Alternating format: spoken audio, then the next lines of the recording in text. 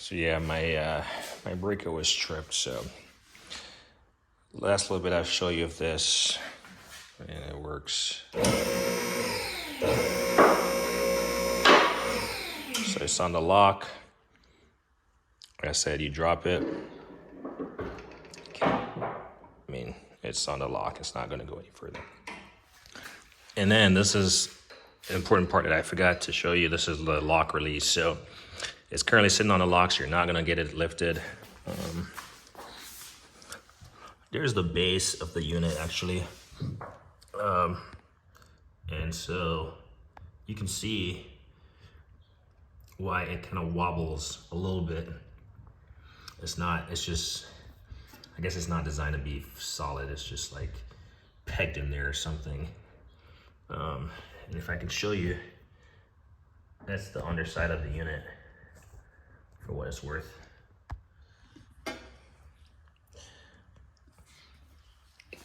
So, and again, it's on a lock, so the chains are sloppy, free to move. In fact, you can see where the lock is engaged down there. Right there, you can see the cord. I kind of wish it had locks on both sides, but I'm not sure how important that would be. At least I feel like if I was designing it, that's what I would do. Put that locking mechanism on both sides. But I'm not certain. I'm just extra precautious. But here I am with a single post lift. Anyway, so before this breaker trips again, you raise it off the locks. You can see in here, this is where this thing gets ported into the cylinder. And locks are disengaged. And now this bad boy will drop.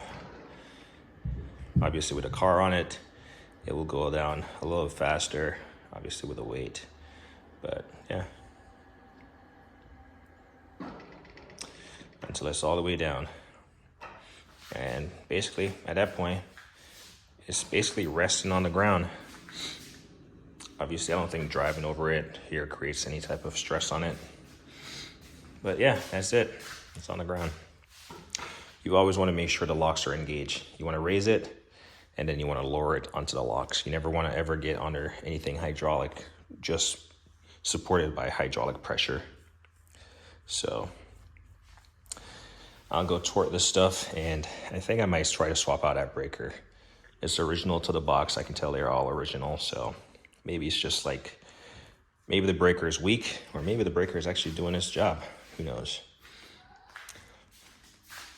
These are gonna be slightly harder to get a torque in here, a torque wrench or something, but that's what I'm about to do. Get my my gear wrench half-inch drive torque wrench queued up.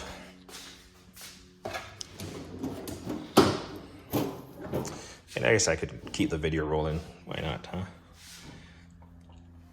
I guess I'd probably have to transfer it to a different tripod also.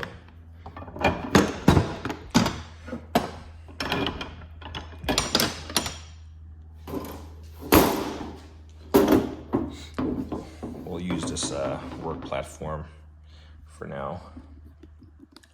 But I won't do all of them on camera, because why? What's the sense? But just because I feel like I had to make a part 2 to this, because the thing went out, the power went out, the breaker tripped. I'll put this bad boy on here, and I'll set it to, actually, I'll set up a different tripod real quick, because this is not going to work out well in its current setup as far as a tripod goes. So, new tripod. See if I can transfer this thing without stopping this thing.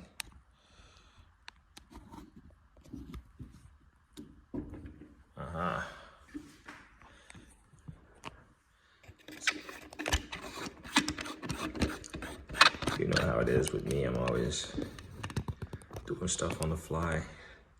Nothing is planned out too well.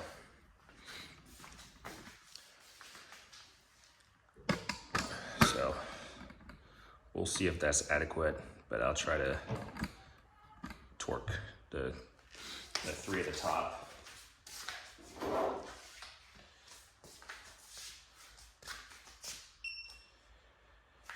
Get our torque wrench here set up.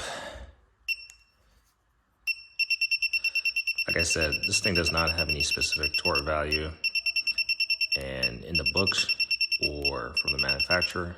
So I just determined 100 foot-pounds is gonna be the sweet spot. We'll try this one, see if there's any movement.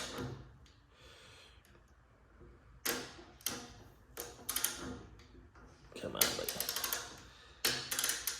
All right, so I'm gonna try to hold this. It's gonna be hard to read, but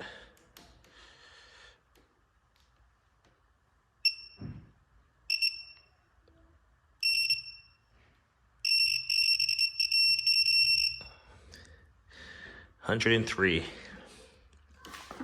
So these things they're pretty much already torqued, I would imagine, to the spec that I had set, 100 foot-pounds, and they probably have not moved one bit.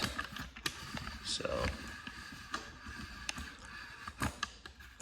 I'm not gonna run this video out just for the purpose of making a video, but we'll try one more and see what happens. I apologize about the angle of this tripod. So, sounds like that one is already good to go. Let's do this one. You know, it's probably best to do like at a diagonal or something. You know, this one's still in view. Yeah, it is. Let's do this one.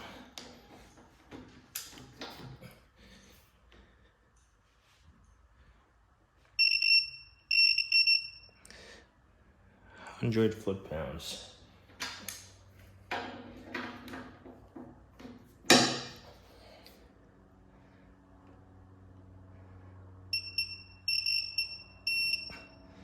$102.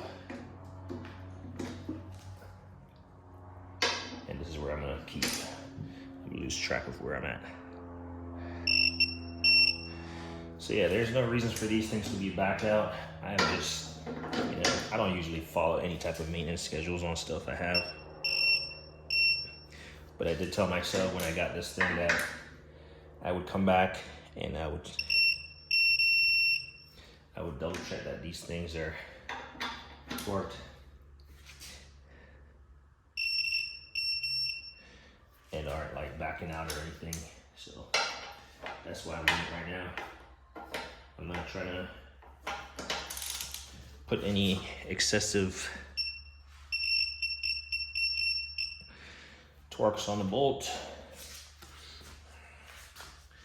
I'm just here doing what I would call preventative. I think I got this one already, but when in doubt,